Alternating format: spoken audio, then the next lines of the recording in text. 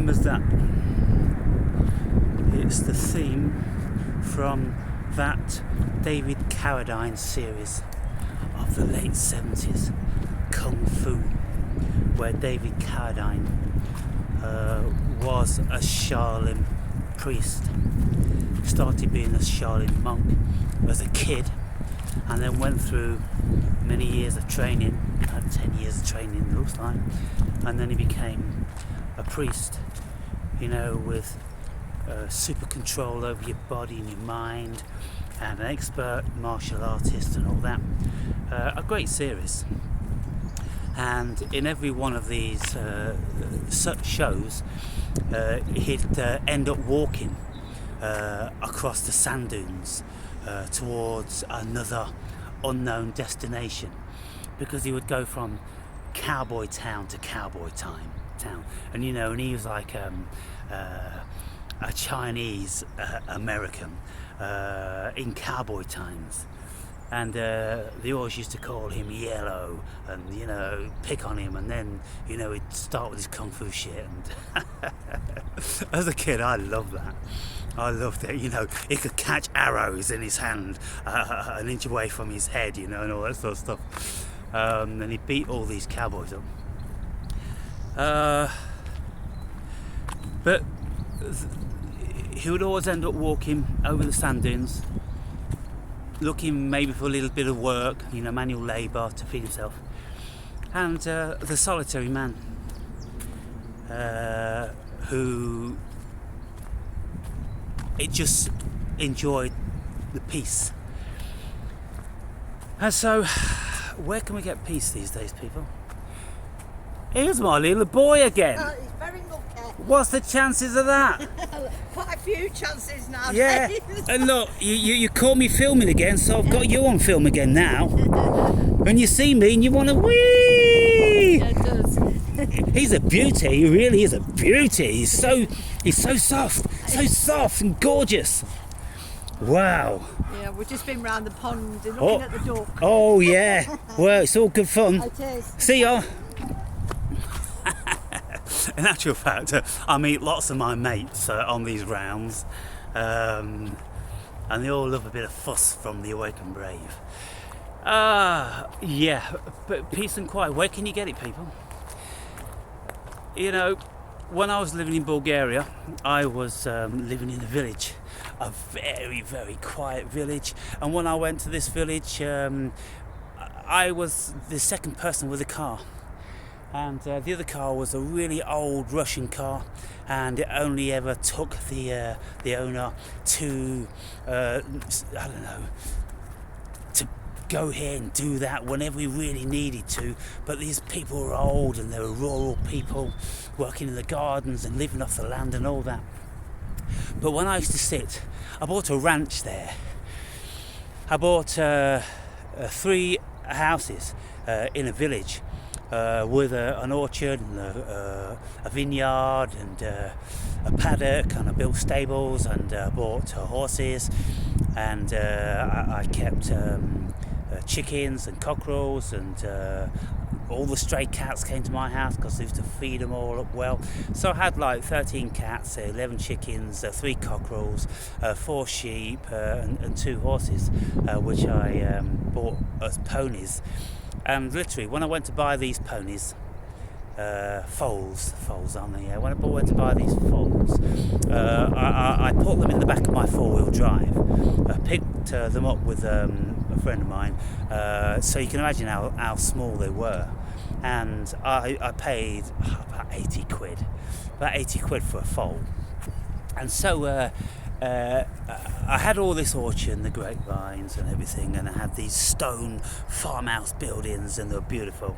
And for the first 6 months I spent all that time refurbishing these properties, but then when it was done, I used to sit in my garden with all of my animals around, and I used to let them come into the main part of the garden out of the paddock when I was there, so they couldn't eat all the flowers and this and the other. So the sheep and the horses would lay down on the grass eventually, Some would be nibbling the grass, but they'd lay down after a while, and the chickens and the cats would jump up on the fleece of the sheep, and just like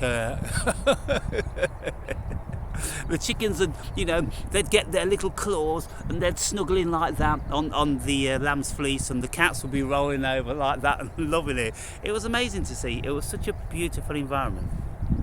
And every time I used to open my blinds in the morning, about dawn, all of the animals in the paddock would look up at the window, and then the sheep would come running up to the paddock fence, and then they'd put their feet up on the wooden timbers, it's like 3 poles, and they'd look like dogs, and they'd be looking at me, and so I'd go out and I'd feed them, and had a wonderful relationship with them. And then I used to wrestle with them, because they always used to to try to be dominant and rub heads, and so I'd get down there rubbing heads with them, and I'd wrestle them to the ground, and we'd have all this fun.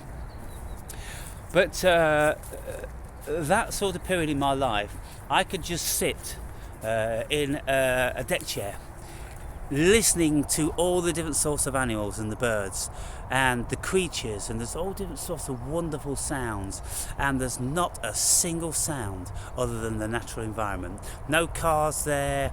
Sometimes there'll be the odd dog yapping, but not that often.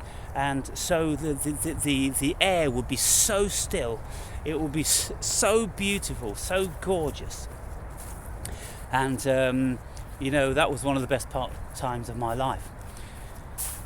And then there's been lots of other occasions when, I've been in this complete and utter peace, because that's sort of always sought out in my life, people. When you get into an environment where there is absolutely no mechanical devices and no humans, and so you've just got the natural sounds, that is an incredibly cosmic connecting feeling, grounding feeling. You're at one with nature, and if there's water around, then so much better. It's just super soothing and blissful, and to be quite frank, I long for it. And when I was living down in the Algarve, right on the beachfront, I was just 30 seconds on the beachfront in that gorgeous apartment. Well, you get up early, there's no traffic on the road, you get up at dawn like 4 o'clock like that, and you go down to an empty beach. And when you're on the beach, because there's high cliffs, you don't hear any cars or anything anyway. You just hear the waves, crashing on the shore, or just gently kissing and licking the shore, depending on how the weather was. And then you'd hear the seagulls, and you're walking in the water's edge, in the gentle surf, barefoot on the sand with your top off. In heaven, people, heaven on earth. And so there's heaven on earth. What I notice about you guys is that you vastly prefer my obnoxious rants to any of the videos where I'm trying to show you the way into the kingdom of God. You seem to have a great aversity, or it's like maybe that you are completely unawoken, that you haven't got a single clue what I'm talking about. You don't believe there's such a place. You've never ever found it. But there are some of you I know on this channel who have found it, and you know exactly what I'm speaking about. But of course we are a very small minority.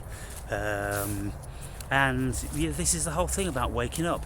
Lots of you on this channel would be, streetwise, and you've been on YouTube for years, and so you are awake to the machinations of the world, and you would have been introduced to the Nephilim, the Archon, the Anunnaki, and all this sort of stuff. And so you're abreast of machinations and the devious nature of the human being and potential spirits and all that sort of thing, even though you probably haven't experienced them. But how many of you have really experienced these sort of things the phenomenal, the supernatural. How many of you have actually experienced the supernatural? How many of you are really versed in any number of entheogen? How many of you would you dare to say are enlightened? And I've been through what this whole enlightening thing is, and I've given you example after example after example of so-called enlightened people. Invariably, it's got to be the Indian guru, because in the Western world, the average Joe, and even people if they're pretty learned and pretty spiritual, that they still just don't feel as if they would dare to even suggest that they have experienced this enlightenment.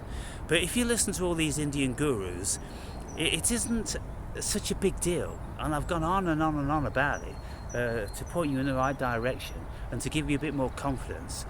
If you have had like a near-death experience, an out-of-body experience, a few big psychedelic experiences. If you've had anything like this, which is paranormal, if you've had spirits visit you and what have you, then you have been enlightened to the fact that there are at least a whole bunch of spirits going on, and if you have had a near-death experience or out-of-body, then you know that you're not the body.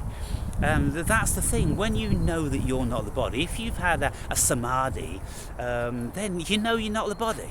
And so then this becomes a whole different ball game, because you absolutely know that you're not the body.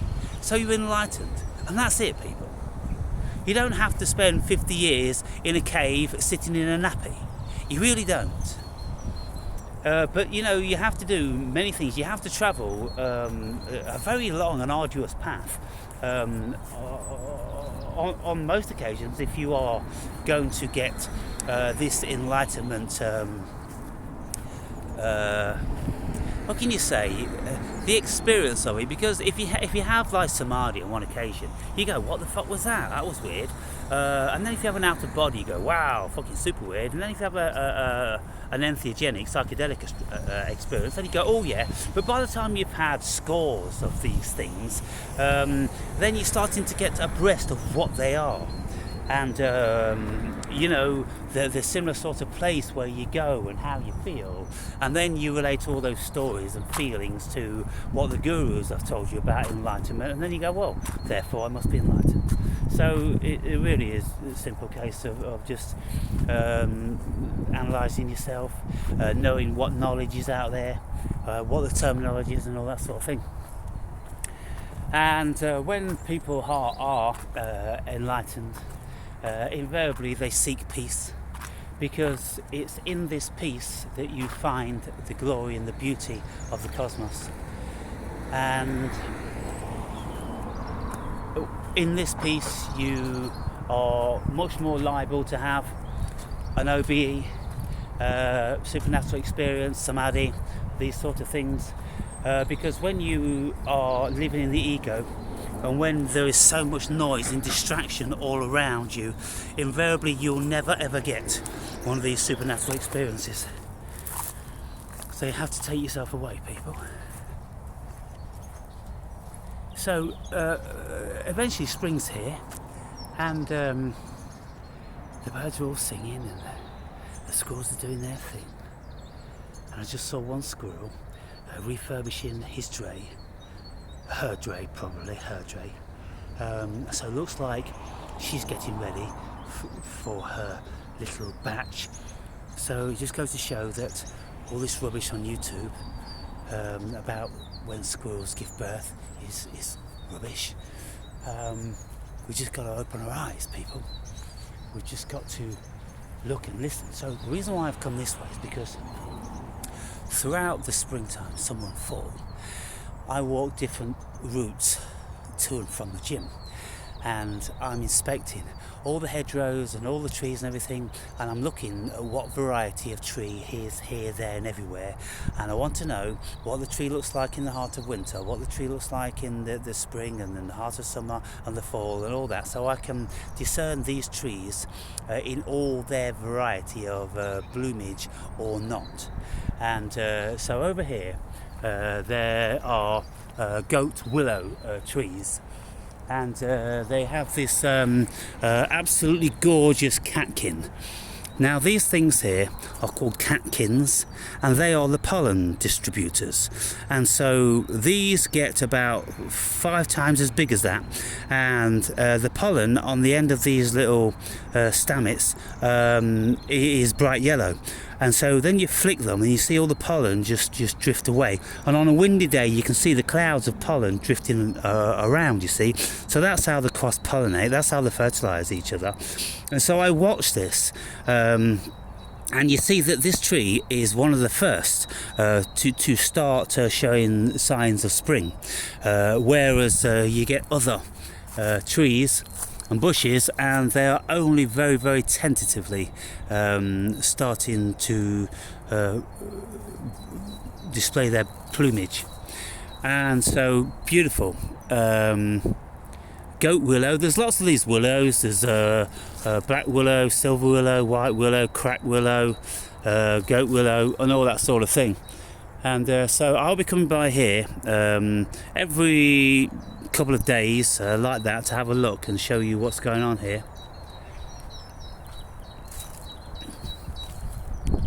And then you've got trees like this, and there's no sign.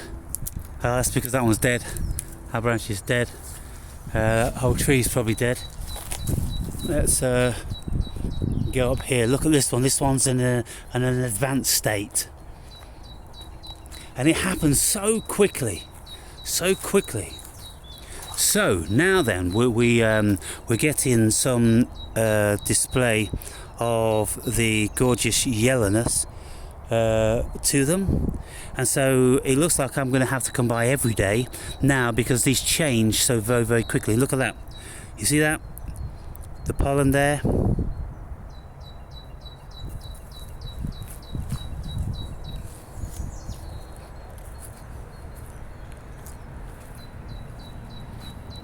Now can you hear that bird? Tick, tick, tick, tick, tick, tick, tick, tick, tick. That's a tit.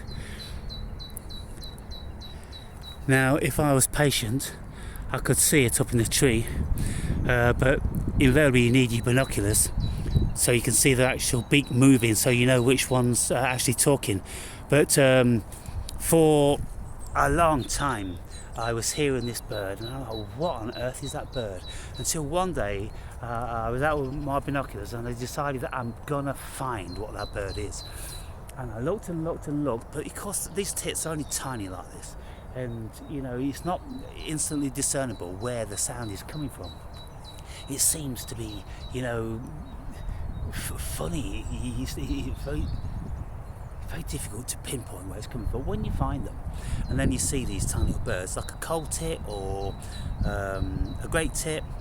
I haven't heard blue tits making that sort of sound, but you know, I'm not saying that they don't. And so when you do learn and you see things, then of course that colours your world. And then whenever you're walking around and you hear that sound, you know what's responsible for it, rather than being ignorant. And how many people wouldn't even pay it any interest? They wouldn't recognise that particular sound. They would have never distinguished that sound from any other bird song because they're not interested. They haven't entered into this realm of blissful. I just can't help but call it God consciousness, because when you have this connection with the world about you and the flora and the fauna, you're in a state of bliss, people. You really are in heaven on earth. And so over here we have another variety of a catkin. Now here's the young ones, and then here's the old ones, and these ones are evidently from last year, so they're still hanging on the tree, whereas you've got the new ones. which are there. And so there's lots of varieties of trees that have this variety of catkin. And so without seeing the leaves, I couldn't be sure which one that is.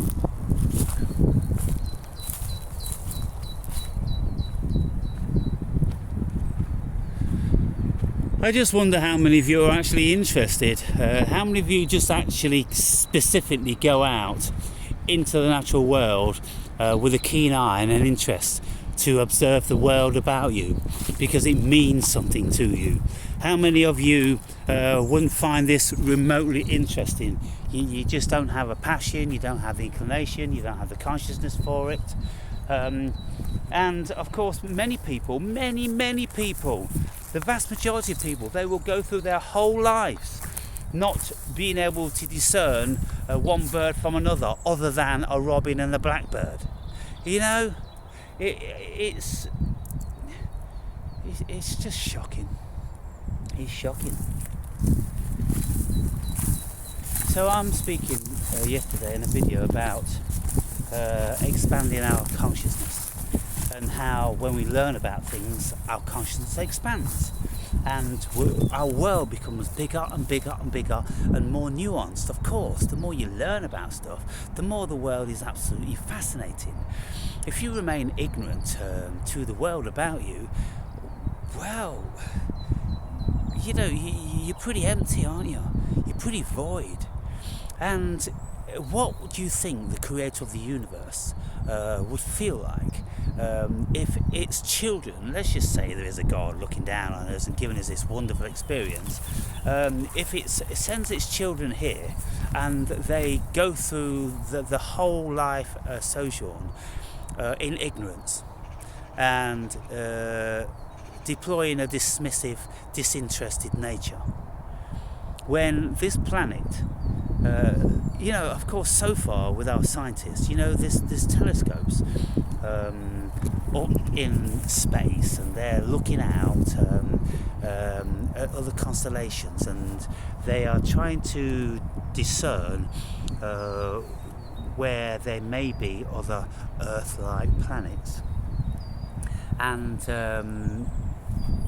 you know, there is, I don't know, I think 2 or 3, and they're building bigger and better ones all the time, these telescopes, and they're putting them out there, and they're finding thousands of potential planets orbiting suns at the right distance, which very possibly could have life. But as far as we are concerned, we haven't found any yet, and so this is unique. This world, this blue marble, is so wonderful, it's so gorgeous. And can you imagine if you went up into outer space and then you looked down at planet Earth, how terrified you'd feel, how lonely, how longing, when you're in the darkest and blackest of voids forever and ever and ever, and down there is everything you've ever known, everything you've ever needed, everything you've ever loved and enjoyed. It's down there on that marble dot. You know, it would absolutely transform your life, and I can't imagine how anybody would have a negative thought for the rest of their lives. They must be just jumping with joy. There must be an ecstasy, praising the cosmos for their excursion here on this incredible planet. I've always been in love with this planet. I'm in love with the sun. I'm in love with the natural world. I'm in love with my body. I'm in love with my mind. I am love at its purest essence. But the majority of the human being, I think upon them with disdain due to their ignorance, due to their lack of care, due to their lack of connection, due to their lack of love, due to their lack of respect. I could go on and on and on with, you know, these ignorant automaton, and the things they do and how they have no respect for the world, and how they would just like guzzle down a bottle of beer or whatever and just throw the bottle into a beautiful area, probably filled with resentment and hate for the world and everybody else, and so purposely wanting to spoil it, because they're so disaffected, disaffected, broken, detached human beings. How many of you feel like that? Or how many of you were brought up being introduced to the wonderful world and all this stuff? Now, my old man, he never introduced me. Nobody ever introduced me stuff. I introduced myself. And it's just that I was born with a kingship to it. And so it was always a part of me, and I was always out on my own, doing all different sorts of things, learning about the world, learning, where birds nest and where bats, sleep, and how to tickle fish in little streams, and all different sorts of things. Learning about the world about us, people, because it's that's absolute beautiful thing. And so how many people could you actually walk with who felt in a similar way? That, I've walked with lots of people, and I've never met anyone as passionate as me. I've never met anyone that will just bend down and just look in the finest of detail and putting on other glasses just to have a look to see what the smallest of thing does, what it looks like, and how it's manifesting. Because when you look down at the micro, of course it's another world.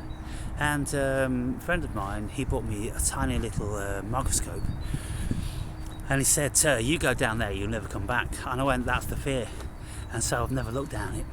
I've never looked down it because there's too much already. The world is just so overwhelming already, without, getting lost with these tiny little dinosaurs, little bugs and things like that. And then you look at them, they've got huge hairs and horns on them.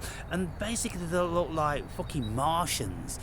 They look like something from another dimension, from another, cosmos.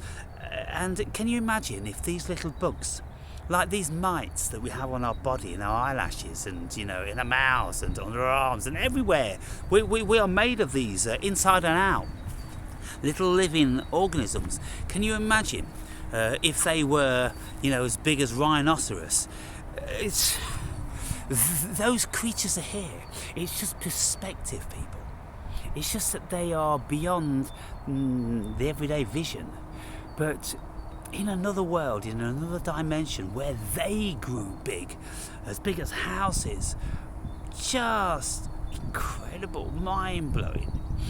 But okay, so they are not as big as houses, but we can actually go down. We can kind of like reduce ourselves. Honey, I Shrunk the Kids sort of thing. We can reduce ourselves via looking down in a microscope, because then our whole perspective changes, because we increase the size of these things relatively to us and to our eye and to our perception. And so then they do become as big as cars and things like that.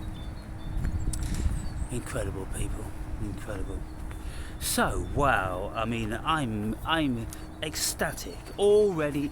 Within this last few days, the sky's been clear and the sun's high in the sky like that. It's halfway on its journey to being at its zenith in the height of summer.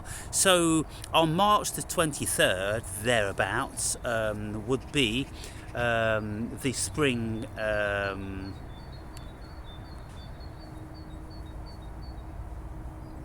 not equinox, the spring.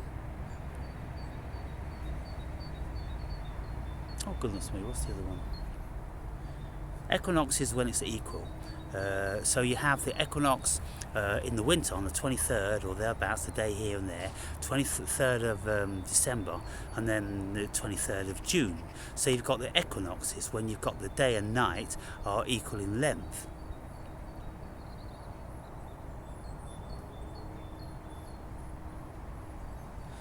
What's the other one? Oh, I remember, I've said it 1,000 times. You know, when you just get blocks, people, you all go, oh yeah, it's this, yeah. Solstice. So, let's see if I can remember now, the solstice. Spring. No, it's the spring equinox, isn't it? It's the spring equinox and the autumn equinox, yeah. Spring equinox and autumn equinox. So the spring on the 23rd of March, and then 23rd of September. That's when the equinoxes come about. And then you've got the solstices on the 23rd of December and 23rd of June. You see, it could be the 21st, it could be the 22nd, you know, it's always within a day or so.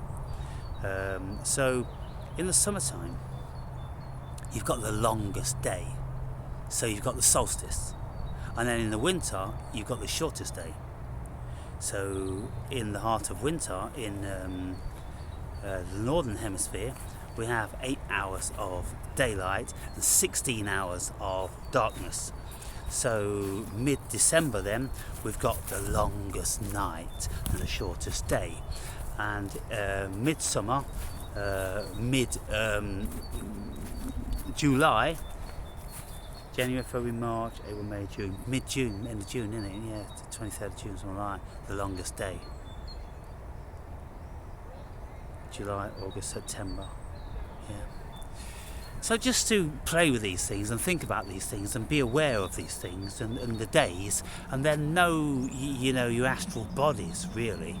To know that the sun, you know, comes up and down in the sky like this, and it gets to a certain point. I think it's about, I don't know, about 23 degrees. This 23 keeps popping up all the time. 23 degrees above the horizon, and then it you know, ends up being about 90 degrees when it's at its zenith, you know, in the height of summer. Then it goes back down again.